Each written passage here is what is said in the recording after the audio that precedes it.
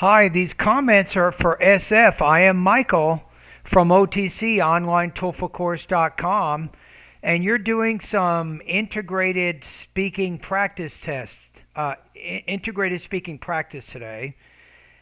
Okay, let's see how you did. I'll listen to the whole thing first to just get an impression of your speaking, then I'll listen to it one more time after this. The reading is about optimal foraging, in which, in order to conserve energy, many animals behave in ways that reduce the energy they expend in the foraging process, while at the same time they maximize their nutritional benefits. In the lecture, the professor elaborates on a specific example of a bird to explain the concept of optimal foraging.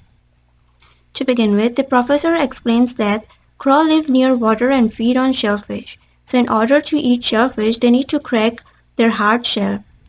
They dive down in the water and take the shellfish in their mouth Maybe say something like, therefore, in order to crack the shell. and carries up in the air and drops it.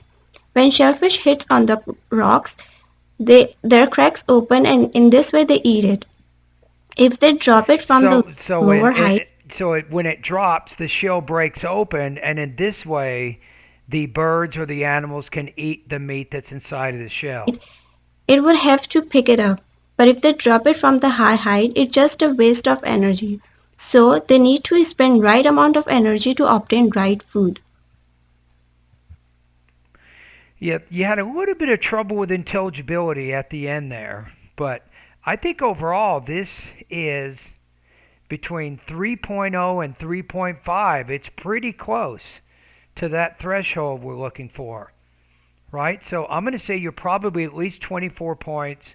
Let's keep going. Let's listen.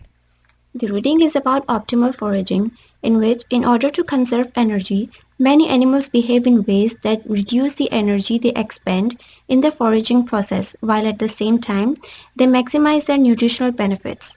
In the Perfect. lecture, That was excellent the way you explained that. the professor elaborates on a specific example of a bird to explain the concept of optimal foraging. Okay, good. To begin So the relationship is pretty clear now. We see how the lecture relates to the information in the with, the reading. professor explains that crows live near water and feed on shellfish. So in order to eat shellfish, they need to crack their hard shell. I would put the birds need to crack. And what kind of bird are they talking about here? Seagulls? They dive down in the water and Then, like I said before, maybe use a word like as a result or therefore to help show the connection of take the ideas. shellfish in their mouth and carries up in the air and drops it. So they take the shellfish in their mouth and carry it, not carries. Plural there. So they carry it into the air. When shellfish hits on the rocks, their cracks open and in this way they eat it. If So their cracks open, which allows the birds to eat the meat that's inside of the shell. So I don't think that you fully explained that idea right they there. drop it from the lower height, it would have to pick it up. A lot of pronouns. Everybody's using pronouns today all day long, but I would say the birds, not they. But if they drop it from the high height, it's just a waste of energy. So they need So why is it a waste of energy if they drop it from a high height? to spend right amount of energy to obtain right food. So therefore, the speaker explains that the birds need to spend exactly the right amount of energy in order to get the food that's inside of the shell or something. So don't forget to use the voice markers a little bit more. Okay, this is good. This is a really good response. I almost was going to put you between 3.5 and 4, but I'm going to put you probably around 24 to 26 points. You had some problems explaining the information. That's a language use issue. You had some minor delivery issues in there, which maybe affected your intelligibility to a very minor degree.